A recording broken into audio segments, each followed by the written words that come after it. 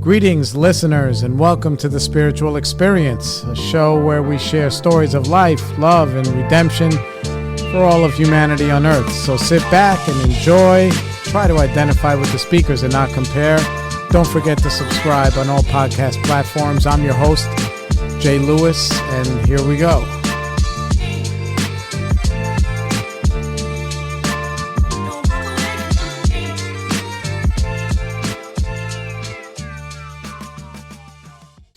Hey, what's up, everybody? Welcome back, Spiritual Experience. I'm glad you guys are here. I'm glad you guys are wherever you are, however you are. And we're having an exciting week. The temperature's been crazy. I told you guys I just came back from Tampa. It was like 75. I get back here, it's like friggin' 35, which is a pain in the ass, but I made the adjustment and we're going on strong. All right, so our guest today, somebody that, somebody I've known basically my whole life. Listen, if you've known somebody from the time you were 6 years old, you've known them forever. We come from a similar genetic background, though we're not like technically related, but she is family to me. We went to school together, and she's a fantastic human being, super evolved, opinionated, lovely, sharp woman, like a warrior, how I want my girls to be. This is what I want. So everybody say hello to Brandy. Brandy, say hello. Hello, everybody out there. Thank you guys for listening in. All right. So first things first, Brandy, tell everybody where you're from. So I am from the lovely Rockland County, New York, from a little small town, really New Hempstead or Spring Valley, depends on when and how you grew up, right? And when it was incorporated. Right. But no, we've known each other, like you said, since we were about 6 years old. I think maybe even younger. We're both Puerto Rican Jews, so we, who has that kind of a mix, and we ended up growing up together, and our families knew each other for a very long time. Yeah. I'm a Rockland County born and bred. I didn't think I would live here my whole life, but I have still been pretty much in the same zip code that I grew up in. And I have two boys. I've been married for over 16 years. That's a long time. It is a very long time. And I've known my husband since we were 15. So that's even longer time. I know. That's like 27 years. Dude, that's a long time. Yeah, it's like, I think, well, here's the thing. Now, Rockland is a little bit more diverse in in Hispanic. Yes. Sense than it was when we were growing up. Like if we were growing up and you were Spanish, were Dominican, Puerto Rican, whatever, you lived like in Haverstraw. But like on our side of town, like Spring Valley / New Hempstead, Pomona, whatever, It was weird because like if you send mail to my house and you didn't put Spring Valley on it, it would never show up. Right. And my parents still live in the Spring Valley zip code and we went to Spring Valley schools, blah, blah, blah.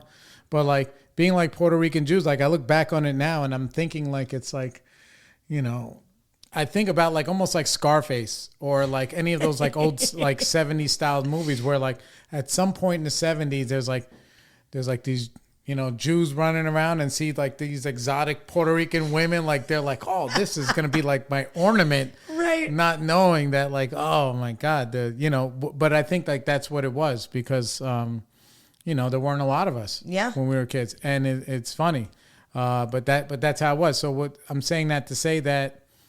I would see my mom. I mean, I know your mom is like the best, but like I would see my mom. Maybe I had similar experience. Like my mom would, if she saw like another Puerto Rican person or in the store or whatever, all of a sudden they became friends. And that's how we met Adonia and how we met everybody else. It was like, oh my God, another Puerto Rican, another, like we're almost like Mohicans. We had to create our own community, around ourselves. And I feel like we were very blessed because we were in such an area that we didn't exist, right. even being just Puerto Rican or whether you were mixed with anything else, right. And not just being Puerto Rican. And I'm going to use a word that maybe sounds snotty and I don't mean to, but with a sense of affluence, right? Because at the time too, there was always a stigma. Oh, you're Puerto Rican. So like, what are you in a gang or what are you this? Like there was still such a horrible idea, I think of the Puerto Ricans who had begun to really come over and settle.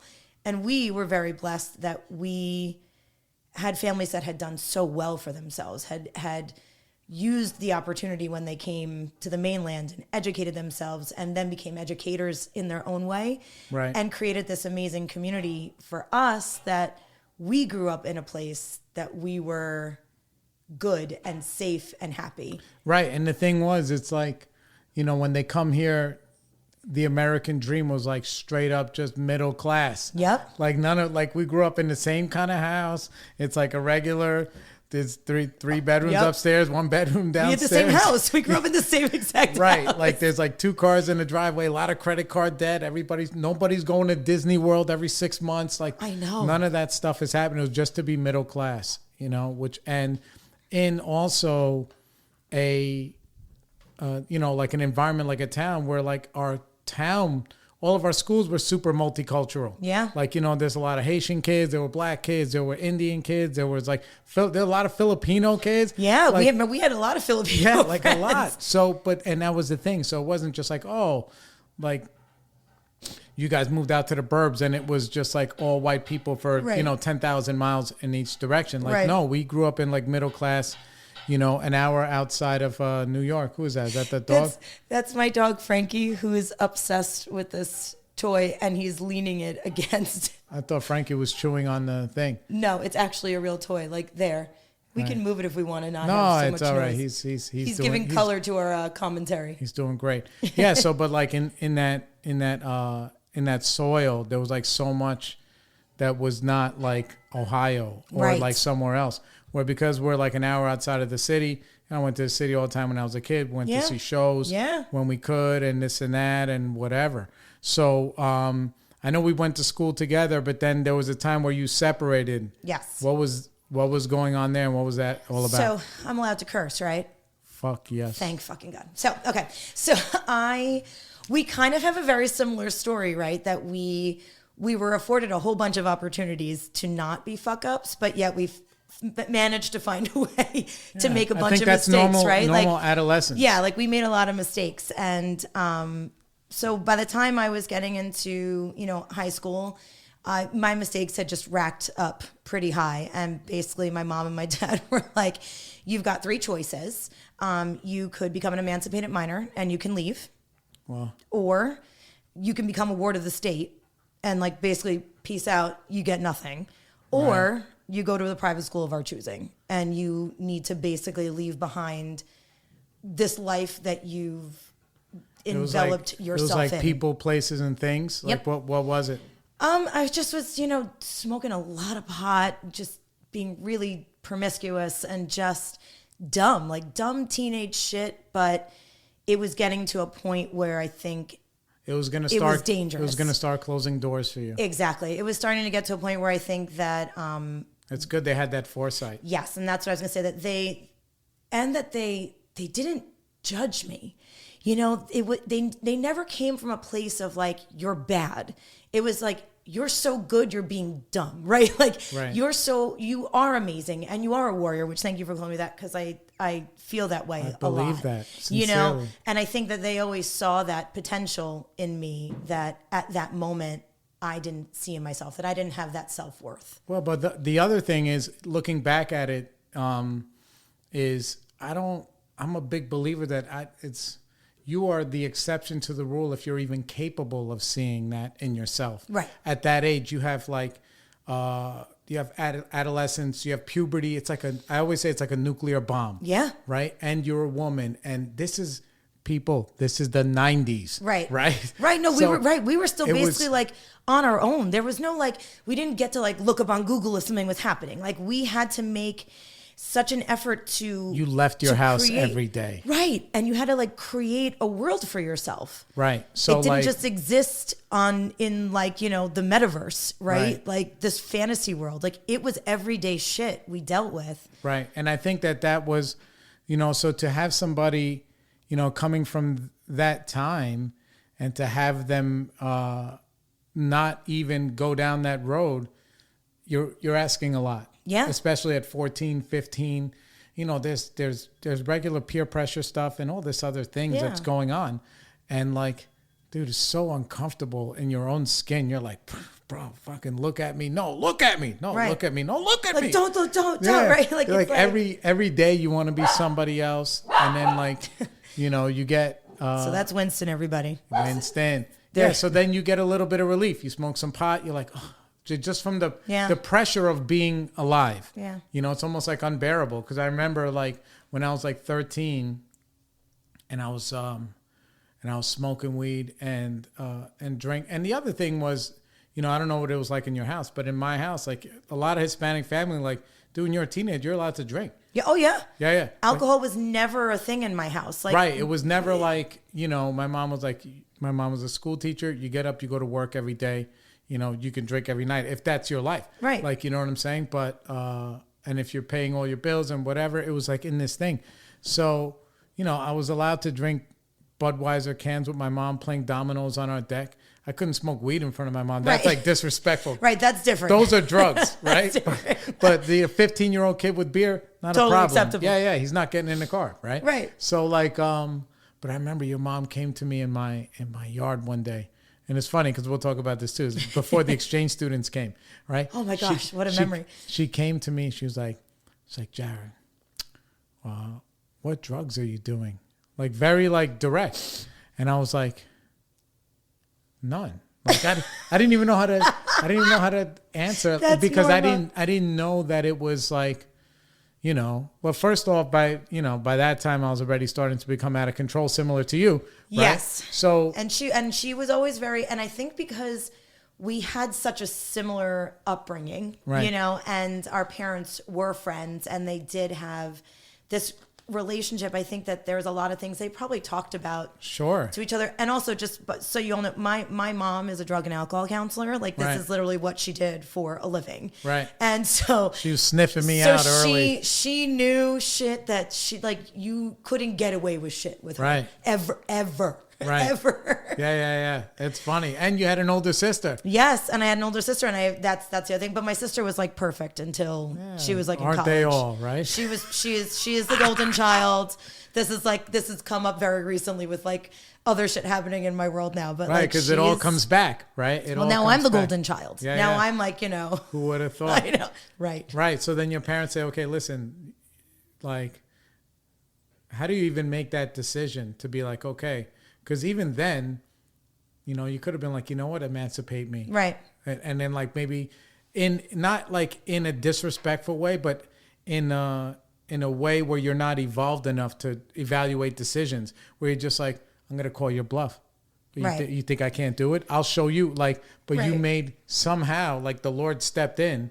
And what did you do? You say, okay, I'll go to the school. Norma played her cards really well. Like she knew what she was doing. Like chess player. She outmaneuvered me. I had run away prior to this, right? And stayed, like left the house and like I'm leaving and the whole drama, walking out and slamming the door and like packing a bag, right? And I'm like 15 years old. Where the fuck am I going? Right? Dude, I packed bags like 10 times. Yeah, like where am I going? So I went to a friend's house and I remember, I'm not gonna say the name because then I don't want to, but my mom was like, I never understood how that mother allowed you to stay there without calling me, because she knew me, right? Like, how could you not say my child is here? She found out because my mom made enough phone calls and realized where I was, and my mother didn't come seek me out. Wow. They never called. They never came to check on me. How long were you there? And I was there for a week and I got sick.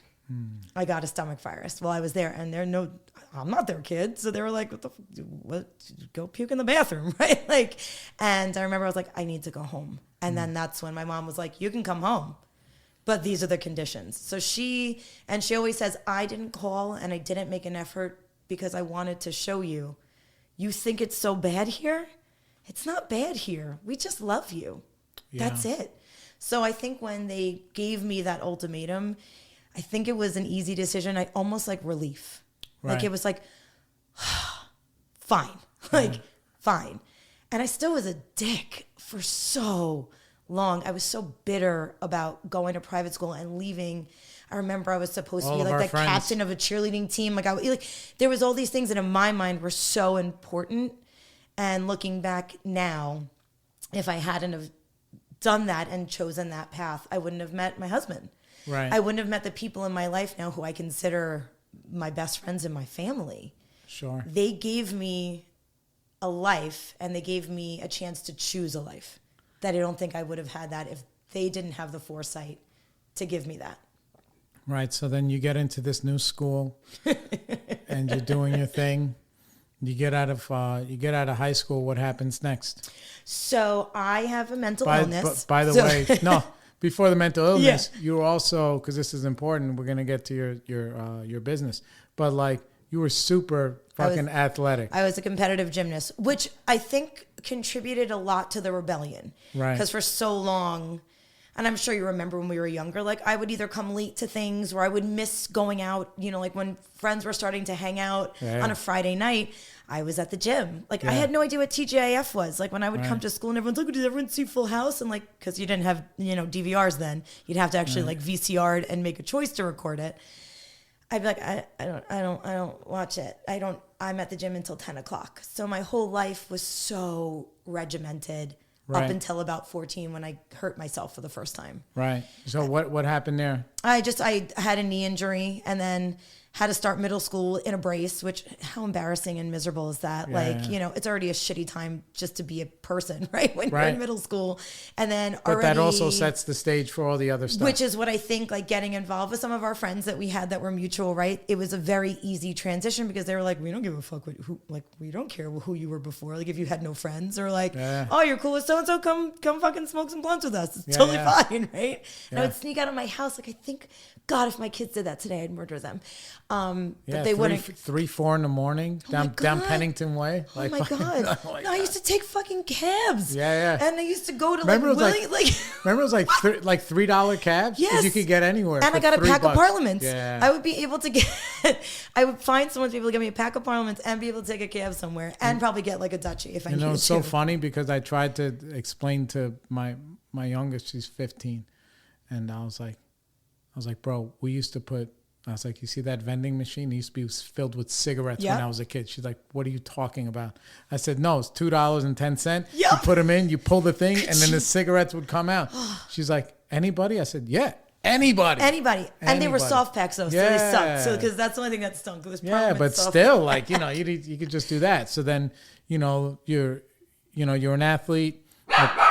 Your parents kind of save you from tumbling down like a really bad rabbit hole. Oh yeah, I definitely think that if they hadn't stepped in when they did, I think I would have either been dead or I would have gotten pregnant or I would have had some terrible STD or who knows.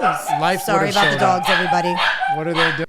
Okay, we're back. Dogs are chilling out. That was literally like Wile E. Coyote style cartoon. That was just the mailman. It was just the mailman, who's the nicest guy in the world, but they think that everybody is here to attack me. Yeah, it's so funny.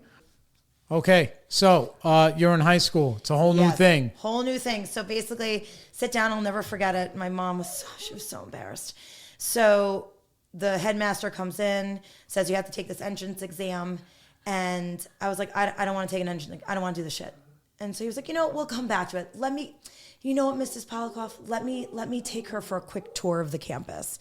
And we walk out, I remember, of the main building. And he's like, and he spoke like this, like typical, like, super, upper crust stuffy. He's like, so Brandy. And I was like, you can just stop right here. I literally don't give a fuck about what you're going to say. And you can take this school and shove it up your ass. Right. And he was like, so the tour is concluded and we're going to go back inside and then we'll kind of figure out where we're going to be placing you. And literally just turned back around and went inside and said to my mother, she's quite spirited. That's so funny. And then that was it. And then they took my parents' money because they didn't give a shit. And I ended up at this ultra private school with just it was like a land of misfit toys. There were some kids who were there for life, for high school, since middle school, some kids who had learning disabilities, some kids who were like me, who just couldn't get their shit together. Yeah, you're having a hard time adjusting to life. Right, and it was... As a young person. Right, and it was really a hard transition, but like I always say, I hated it there at the time. Right. And I hated it until the day that I walked on that stage and I graduated with, my one of other 14 people. But I look back and I met David there. And I met now there's going to probably be another dog. Let's hope that the dog goes away.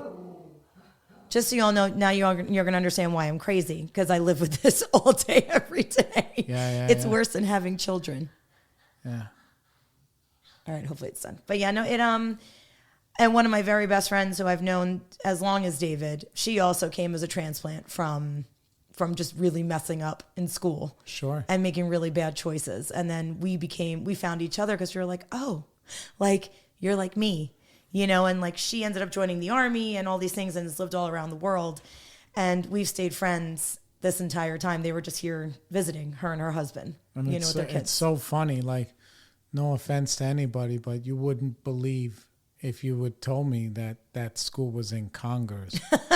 When we were growing up, there was a lot of flannel. Down there. A lot of Conklins, a lot of like, there was a lot of that. They were all the same family. Yeah, exactly. Down there in Congress, like damn, near the lake. No, literally, like the lake was right, like it was right over there. That's so funny. That's so funny. So when you get out of high school, so you get your stuff together. You get your drinking and drugs under control. Oh no, I was doing more drinking and drugs then, and probably I started doing a lot more drugs because now they're bougie drugs. Yeah. Like I wasn't smoking, like my swag weed. I was smoking, the higher hydroponic shit. And then I'm teaching these lily white kids. Let me show you how to roll a Dutchie. And the best part is that David grew up in Airmont. Mm-hmm. And so if he had not been in private school, he would have gone to Spring Valley. Wow. So he still had a lot of friends. We had a lot of similar friends that were some of them maybe not the best crowd either. Right. So blessing and a curse, he was a lot better than I was. Like he had his shit together, and he's always had his shit together. Still to this day, that man is like the most completely goal-oriented, just guided by only good. Like he just always sees what's ahead. God bless him for that, because God bless him for loving me. Some people are like that. I know, and God bless him for loving me, because honestly, you can't have two me's, and like you can't have two hims either, right? Because then there's no fun. I'm fun, right? So, but no, like we used to still like smoke some pot together, and we used to be able to hang out. So I was all right, and then we broke up. So we dated in high school and we broke up, and that sent me into, and I was with another person who was really not abusive, just not a good person for me. Yeah. And it sent me into a big tailspin again. Right. Well, that's what happens, like a rebound from love. You're like, let me show you. Like, let me just get as fucked up as I possibly can. Sure. And then I started. because you don't have the tools to, like, even as a young person, because what are you, like 18 or 20 when that happens? Like, it's your world is so small compared to how it is now as an adult. But in that time, that's your whole world. That's it. And your friends, because everyone is interconnected. Yeah. And again, there's like 5 people that I could be friends with in this school. So like when something goes wrong, like David and I broke up, and like people stopped talking to me. And it was like me and like the art teacher. Right? Like mean girl shit. Yeah, no, it really was, and like, and I lost a lot of confidence in my light and who I was, you know? And I think when your light gets dim, it's very easy to have other people that you think are going to help you relight it, and they're going to help you build it. Right. And they're really just there to suck away that oxygen. And I started... Even if they're not doing it on purpose, they're just like not really evolved as a human. Well, what's it say? Misery loves company. Right. So the people who you surround yourself with is sometimes a reflection of really how you see yourself. Right. Or what do they call like trauma bonding? Yes. Right. It's like that kind of thing. Yeah. So you end up in this bad relationship. You limp your way out. Limp my way out. You go to college. What happened? So I did not. I tried to go away at first. I came home after a semester. It's never been my thing. I'm a homebody. Right. And I've realized that now, that I should have listened to my parents and just gone to RCC. Especially since you're in the same triangle. I literally have not left where I grew up. And I'm cool with that. It took me a little while to be okay with it, but I'm cool with it. It's very romantic. So I went to RCC. I worked for a little while, and I went to RCC at the time. And I graduated from Stack, and my sister graduated from Stack. My mom taught at RCC and taught at Stack. So it was something that was easy. And I lived at home, and I always worked multiple jobs. Right. You're a hustler. Yeah, I've always been somebody that like I can't be still. Because I am that old saying, like, like the idle mind and idle hands is the devil's, playground, because all those demons can very easily sneak in. Sure. For me, I know that I have to be stimulated mind and body constantly, or else whatever addictions I do have and that I still have then become detrimental. Sure. That's why we have these crazy dogs. Yes. Well, no, they're my best friends. They're a manifestation of what's inside of you. Just screaming all the time. Yeah. No, and then we touched on it a little bit. During this time when things weren't so great, I was diagnosed with bipolar. Right. And that was really difficult just because, like I kind of had like a nervous breakdown. I had like a psychotic break, and my parents, they put me in a hospital. I had checked myself out because I was like, I ain't fucking staying here. Right. And so yet again, my mother. Now, is this like bipolar 2 or bipolar 1? I don't remember. I'm a hypomaniac. Okay. And I'm unmedicated. Right. Well, I'm self-medicated. But actually, no, I'm lying to you. No, I do take lithium. I'm lying. Okay. But I do it naturally. I didn't like the medication I was on. Right. And I'm more of a danger to myself. I'm not. I don't lash out, and I'm a hypomaniac, which means I fly high, really high, and I fly high all the time. Yeah. And obviously, if anybody out there, if you even know me, like I'm always like all over the place, but I like it in its own way. So I hated the medication because it just but it blew that candle out. It did, and that candle is like your spirit when it's contained. When it's when it's lit and when it's contained in the right way. Right, because I know people very close to me say, and if not, it'll burn you. Oh yeah, and I flew very close to the sun for a very long time because a lot of those behaviors that my parents had removed me from, they came right back. Well, because that's the thing is that there's no, you're trying to become comfortable.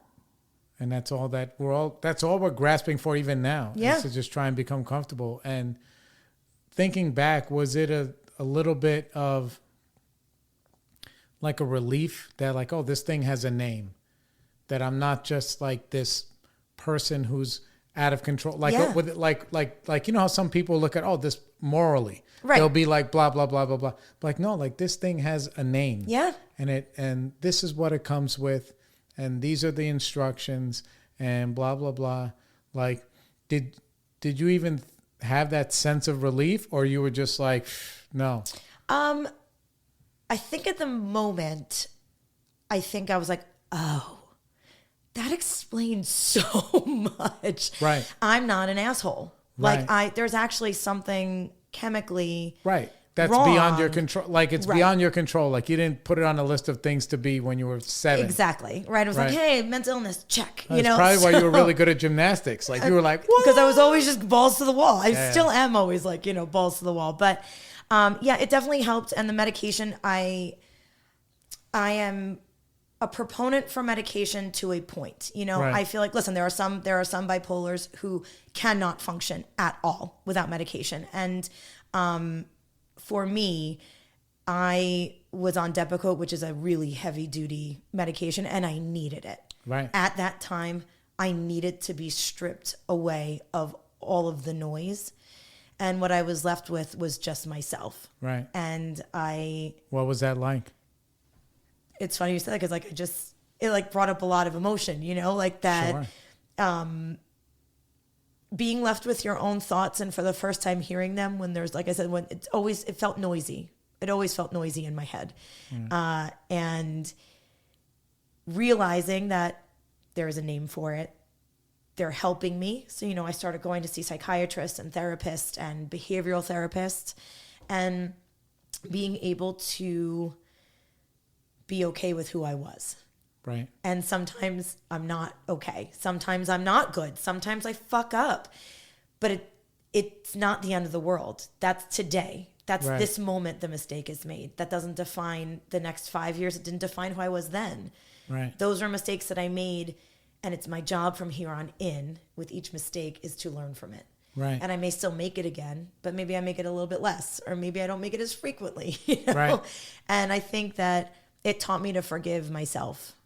That's a big thing, because that doesn't happen, especially in a young person. Because how old are you now? 20, 22? So I was about 21. Right. Yeah, I was about 21. And around this time is when David which we always kind of orbited each other. We He always was had the sniffing same around? friends. We always had the same friends, but we were Fucking both guy. Yeah, we were both dating people really seriously. Like, I think we both thought we were going to marry these other significant others. At 21? Yeah, I know, but that's what I'm saying. Like, we were with them for a couple of years. Like, these Yeah, were yeah. people that were with us, and you know.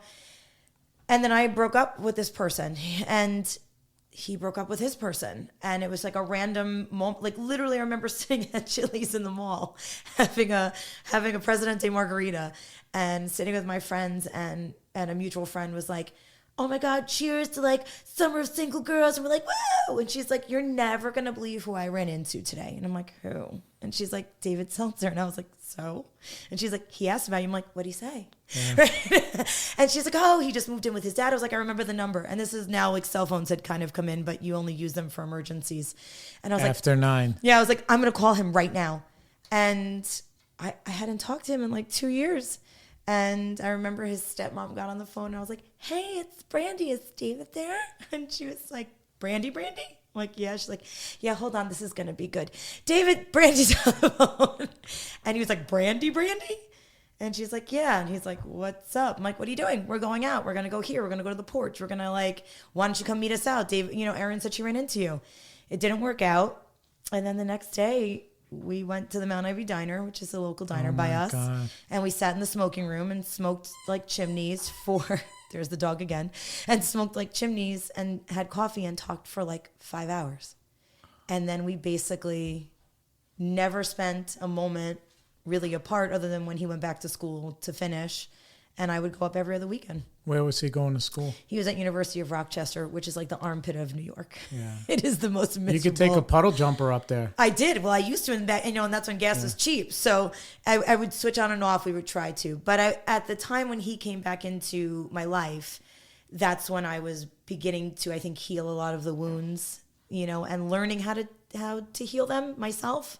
So when he came in, he was kind of like that last little, not a Band-Aid because he allowed me to heal, but he was that last, maybe like a Neosporin, right? Right. He just was kind of that last little thing that I needed. Like the little kiss from your mom. Like, right. Like, okay. Está bien. You know, like that little thing that I needed that I didn't know. Right. You know, and he brought a lot of stability and calmness because he is just the complete opposite of me. Right. He is calm and he is thoughtful and he is kind, and not that I'm not, but he's just, it's natural. Yeah, like there's innately for him, and people sometimes laugh at me because they're like, "Yeah, whatever," and I'm like, no, like you don't understand. Like, I'm not even saying it because he's mine, and I'm so lucky he's mine. I'm saying this because as a human, he is legitimately one of the greatest human beings I've ever met, and there's not a single person who meets him who doesn't feel the same way. Right. He's just that kind of a dude. And I'm like, and he loves me.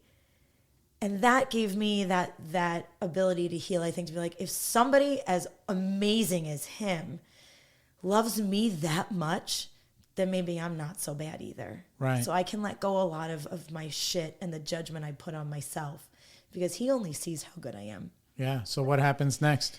So we fall madly in love, and I end up buying a business, you know, and I graduate college, and at that time I ended up owning a children's gym and doing what I loved and teaching gymnastics. And how was that for you? It was gratifying. It had to have been. Oh, it was amazing, especially because it was not competitive. So I wasn't doing it to demean somebody. Right. Mm. And that's another thing, you know.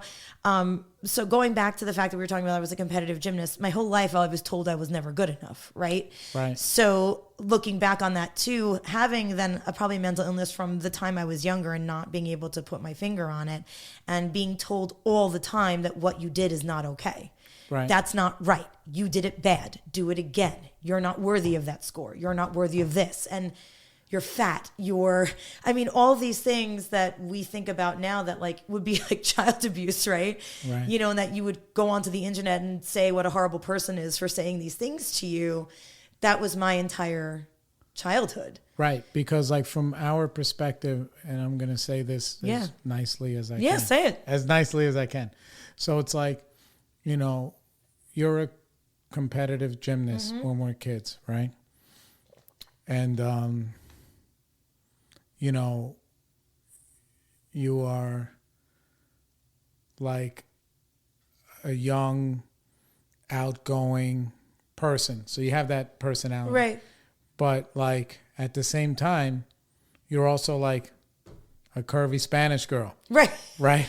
So Oh my I'm God. putting that Yes. into No, the yeah. thing because it's I've like, always had an ass. So- right. So it's like, you know, and that's like also out of your control. Like you can do keto forever. That thing's Right. going to be That there thing will from never the time leave. we were 5 years old.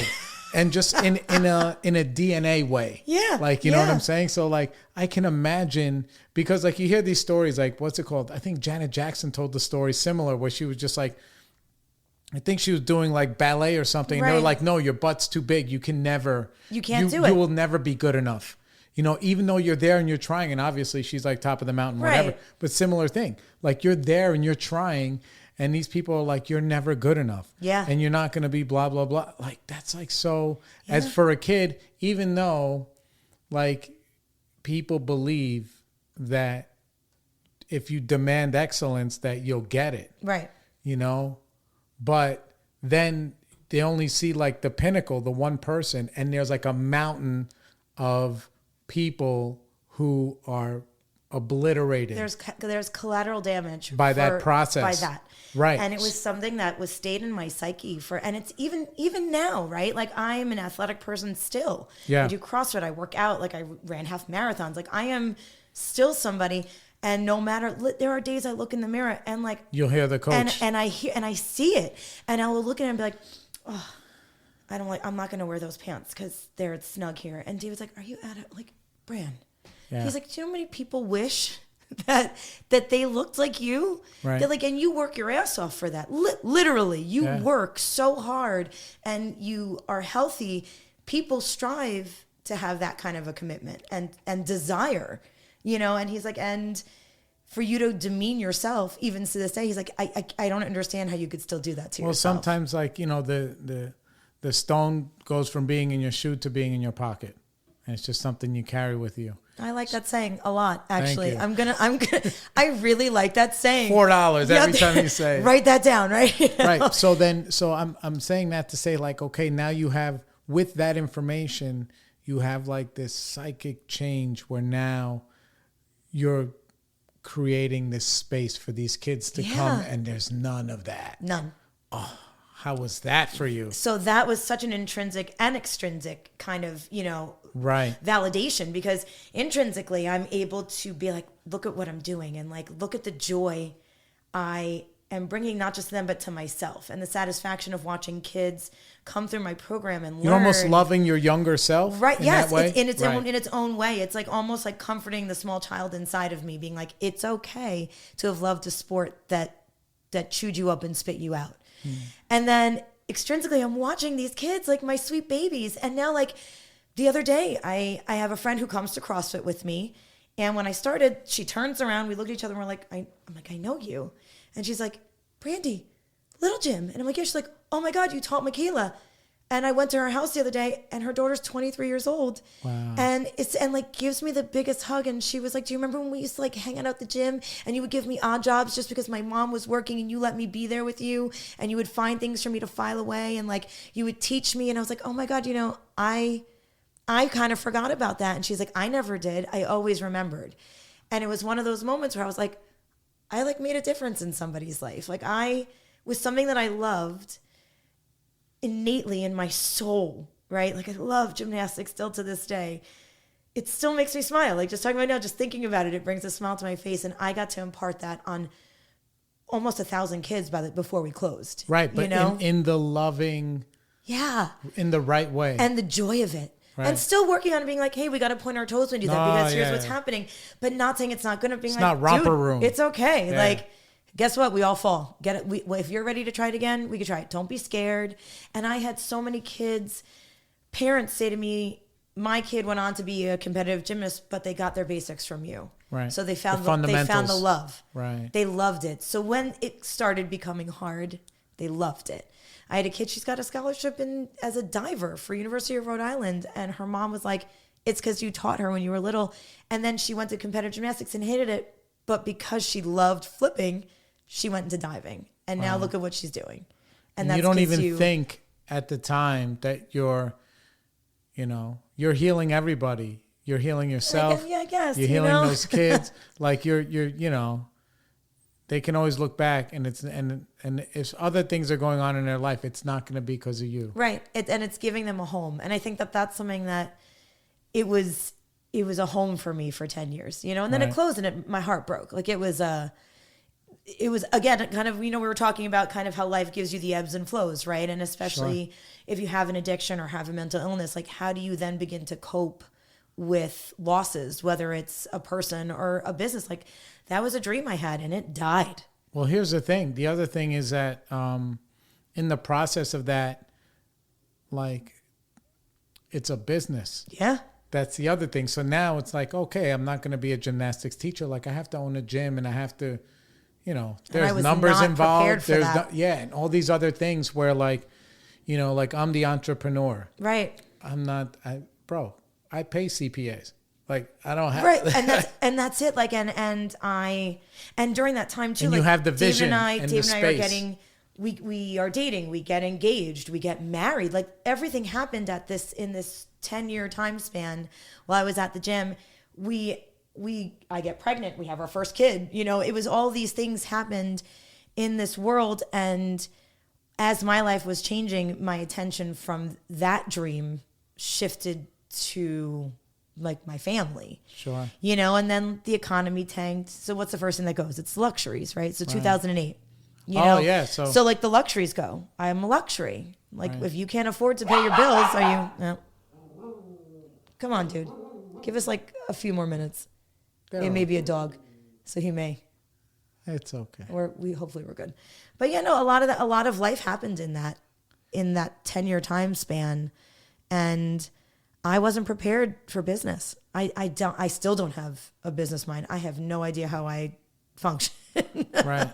You know? But at the same token, it's you know, you have to learn how to adjust. Yeah. And it's okay to be down, but then like, oh well, we're not out, you know, so we're like, how do we turn the next corner? Like how do we face ourselves? Well, number one, you know, I've been in business for myself in one form or another for a very long time. Yeah. But, you know, 10 years is a successful business. It is. Yeah. Even if it's over at the end. You ran a business for 10 years and you know, your parents still have their house. Like, yeah. Yeah. So like, you know, but in that because by this time you're probably in your early 30s, right? Yeah. So let's see. I got married when I was 26. Yeah. So like he proposed to me at the gym. Like we had a huge grand opening with press there, and he literally proposed to me on the big red mat. That's what it was called.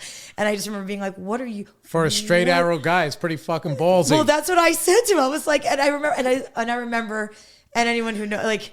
I do not hold back anything that comes into my brain. I say what I want. I do not mince words.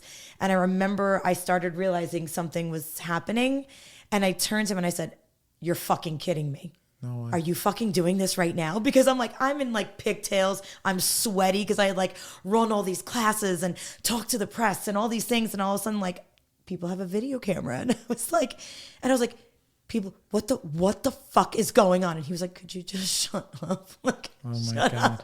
You know, and then he proposed to me and I was like, "Right now? This is what you're doing right now on the big red mat? What are you doing?" Right? In my mind, like, I'm like, dude, if I would have saw that, I would be like, what, did you take one of her Brave Girl pills? I know. Well, that's it. And like for him, and I always think back and I'm like, my God, you must have been freaking out. I'm like, and I'm not easy to surprise, and I hate surprises. I need to know I'm in control of everything. That's become kind of my coping mechanism now. Like, I need to know things are regimented enough. And I was like, you like structure now. I do. Yeah. You know, which is funny. The thing that all I did was try to break out of. It gives you calm, peace. It does, you know, and it's something really bizarre about it. And sometimes it's detrimental because like I don't pivot so well. Sometimes, you know, like if things change on me, like I get completely, my anxiety goes to the roof. I can't process moments. And usually I end up apologizing a lot to the people around me because I'm like, I'm sorry I freaked out. I have a hard time changing. It's my thing and I'm really sorry. Just maybe next time help me out a little bit, give me more heads up. But no, God bless that man. I just love him so much. Yeah. So you guys get married. Yeah. You have your first kid, right? Yeah. And I end up being diagnosed with Lyme disease and I had a stroke. While you were pregnant? While I was pregnant, right at going into my second trimester. And I was in the hospital for quite a while. Like, couldn't walk. I couldn't shower. I couldn't talk.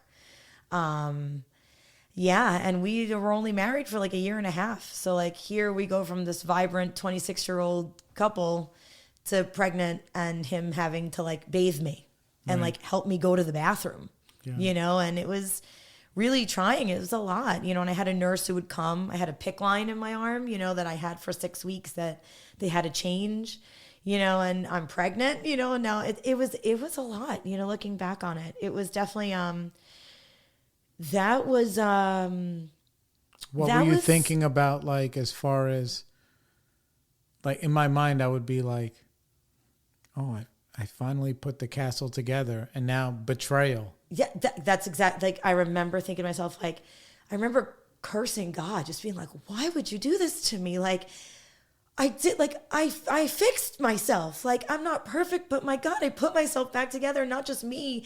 I put together my relationship with my parents, with my sister, with my peers.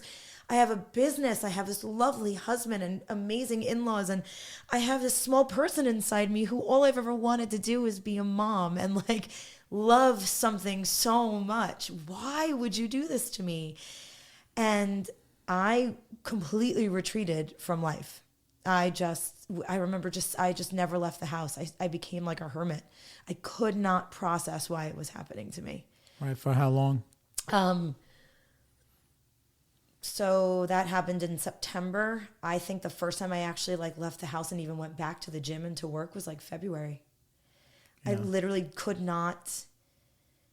I couldn't function. This is after your son was born too? No, this was like I was still pregnant. I couldn't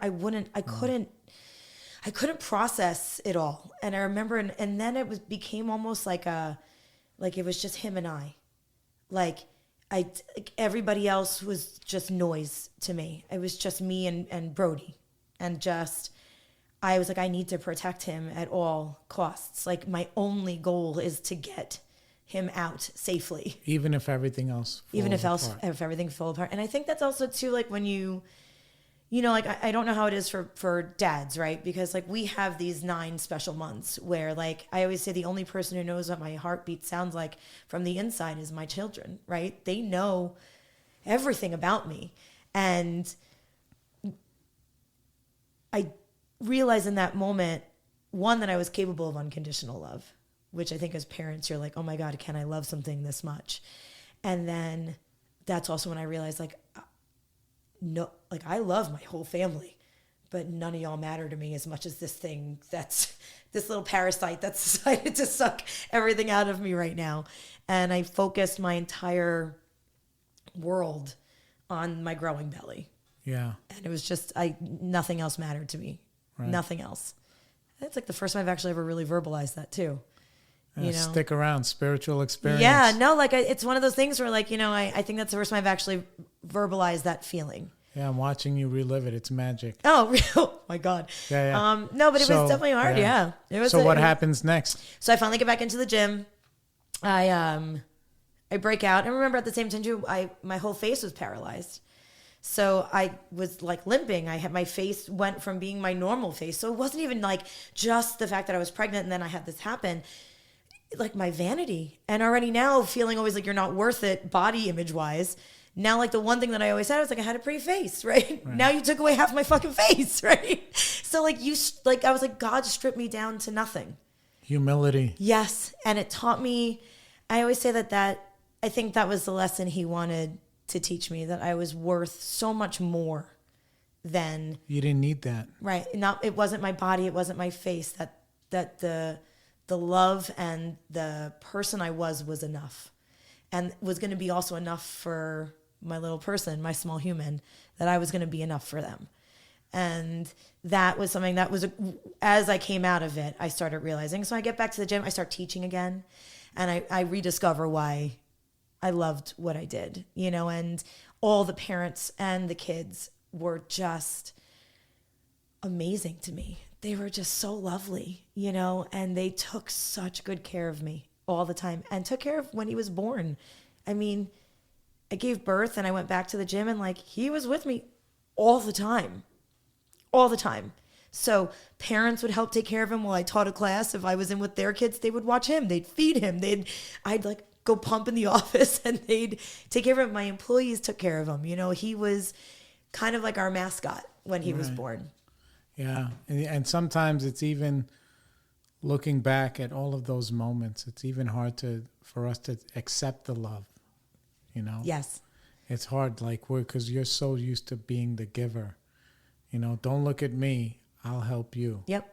And then hear all these people like, no, sit down, sister, we got you. Right. And like a whole gang of people, you know, and it's like unadulterated, it's not transactional. Oh, good word. Nobody's word. like, yo, I'll feed your kid, take $10 off the bill. They're just like, we got you. Yeah. And I never, because I still am always the person. Like I have still such a hard time asking for help, you know, because I don't ever want to show that weakness. And that's, you know, like I feel like when you're tough, you know, and I'm using that word loosely, it's a blessing and a curse. Because sometimes, you know, I know I can withstand any storm. I know, because I've been through them. Yeah. And I'm still standing here. And I'm standing here stronger and better for whatever storms come my way. But in the midst of the storm, sometimes you need shelter. Sometimes you need somebody else to say, it's okay. Yeah. Be here. Somebody taught me as I was growing into that, growing into what we call like community living, assisted living, right? Okay, right. Which is what it is. Everybody helps each other. They're like, you know, you can only play one instrument at a time. So if you want the song, you're going to need other people. You know, that's a great, I'm in a band. That's actually a really good analogy. But it's the truth. Know? You're just but sometimes I need things broken down into little pictures like that for me to understand, like, okay, please, can you I blah, need help, blah, blah. Right. Because we want the song. Right. I don't need the solo. We want the song. Right. And that's it. I think that, right. Like for me, I'm always like, I always say, like, if you're eating, I'm eating too. Right. Like there's plenty to go around. Yeah. So for me, if I want to give to you, because maybe you'll give back to me, but maybe you'll have enough now that you can give to somebody else. And then and then love gets to be spread, right? The joy of giving and the joy of being there and making music with somebody, right? You know, and really, like you said, creating that song. Another one. Write that down. Another $4 for you. So then the gym closes. Yeah. Right. And then what happens next? Again, the same thing. We lost everything when the gym closed. You know, we had to get rid of our house, you know, and I also had another child in the midst of all of this. And what's the little guy's name? So it's Brody is my older one and Carter is the little one. All right, Carter, we didn't want you to feel bad. We gotta give you a shit and Pobrecito, he always gets the shit end of the stick. That poor second born, right? Oh, boy. No, but so we lost everything. We, you know, when the economy tanked, like we were those people that my business went under. We sold our house as a deed in lieu so we could get out from under it. And we moved in with his mom and stepdad in the basement. Me, my 2 kids, and my husband.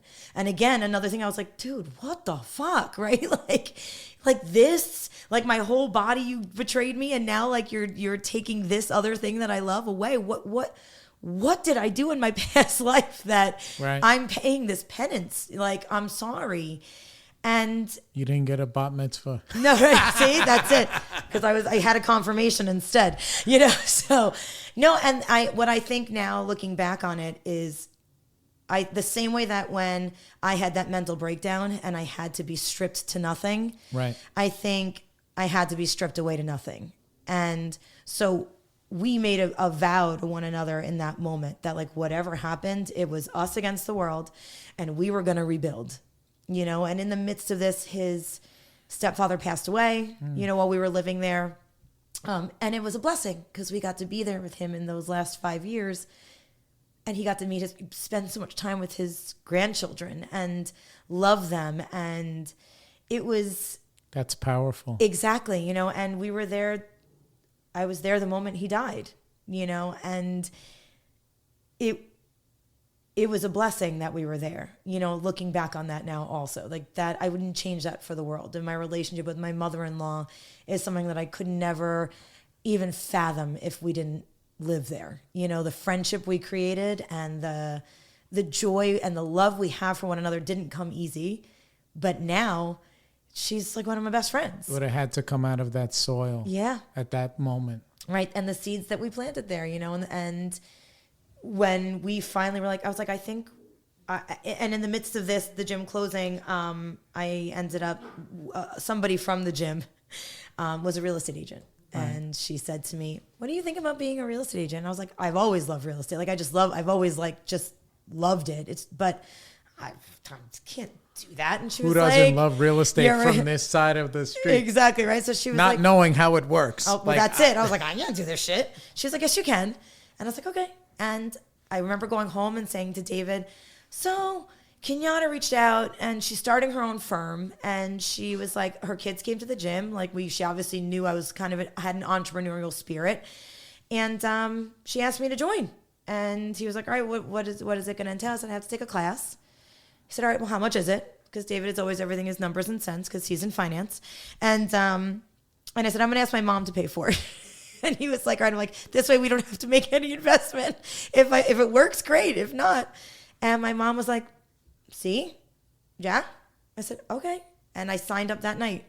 And 3 months later, I was a real estate agent. And 3 months after that, I sold my first house. And how long ago was that? 10 years. So literally I was 10 years at the gym and about... yeah, exactly like 10 years now. Yeah, because I'm 42. So I was 22, I bought the gym. It closed when I was 31, 32, and then I went into real estate almost immediately after. Right. And it's the best thing I ever did. Best thing. What did you learn about yourself now being in a different business, like where it is a little bit more transactional? I had a really hard time adjusting at first just because it was something that it was like... That's what I mean. Like, how does somebody who's like a giver, kids, boom, pumping milk, whatever, being like, okay, you know, I still want to be who I am as a human, but I got to handle fucking business. Right. And we got to close this deal and blah, blah, blah. I had a really hard time in the very beginning. David used to give me a lot of good advice of just like, it's numbers and cents. Like, you can't get emotionally involved. But I was like, how can I not be emotionally involved? Like, this is the biggest investment for most people, right? Like, there's 3 things that happen in your life that are like, you know, the utmost important. You get married, you have a kid, you buy a house. Those are like the 3 grown-up things that happen.